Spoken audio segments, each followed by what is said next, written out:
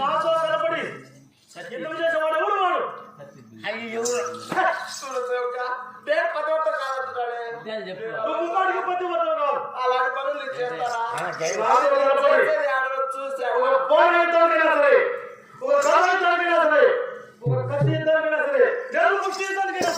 నాతో తలపడి గెలుచుకుని పోయేవాడు ఎవడు వాడు? ఎవడు? అయ్యో గంటలేవు వార్తలేవు ఉందిగా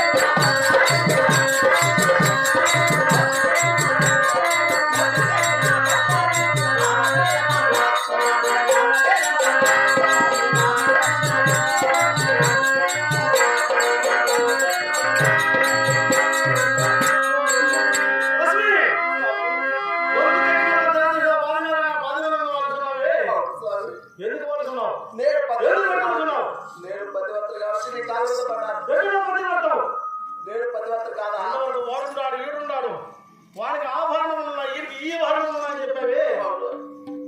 ఎట్లా పతివ్రతవు నువ్వు? ఇప్పుడు ఎక్కడున్నాడు వాడు? ఇప్పుడా నేను వెనకే ఉన్నాను.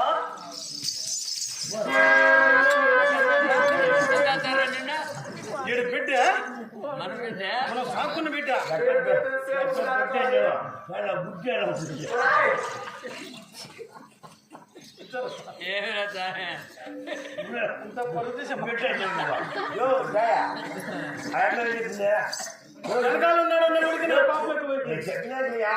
నేను ఎక్కడుందనుకో కోటి సుట్ల కాదు మీరు ఇక్కడ ఉండాలి అనేదమ్మా నాకుంది ఎక్కడమో నాకు చెప్తే ఎవరికి లేదు లేదండి కాబట్టి నాకు ఉండాలా లేదు.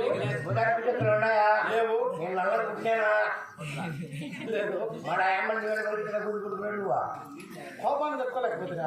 అందరూ దగ్గర ఉండి సంగతవా నువ్వు దగ్గర సంగతవా సరే నువ్వు ఇవ్వకుండా అంతేనా ఇప్పుడు ఎక్కడ ఉన్నాడు వాడు? నీ పక్కనే ఉన్నాను. చూడు తీరుగా నువ్వు అర్థం చేసుకుంటున్నా నువ్వు ఇటువంటి దాని గ్రహించలేక లోకానికి లోకం మాత్రమేనా అది రాజక్తమైన నేను పతివ్రత కాదు కాదని ముమ్మడికి అన్నాను. నన్ను క్షమించు క్షమించు. తప్పులు క్షమించాలా నేను కాదు కదా. ఆయన కట్టెలు పోతే కట్టెలు పోతాడు, నీళ్ళు పోతే నీళ్ళు పోతాడు, ఇంట్లో వచ్చే బయట ఉంటాడు.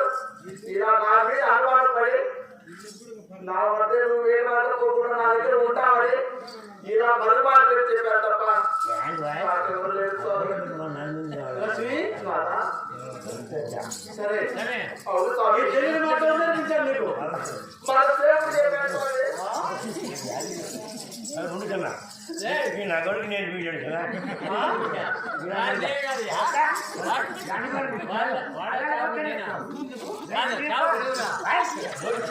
చూడరా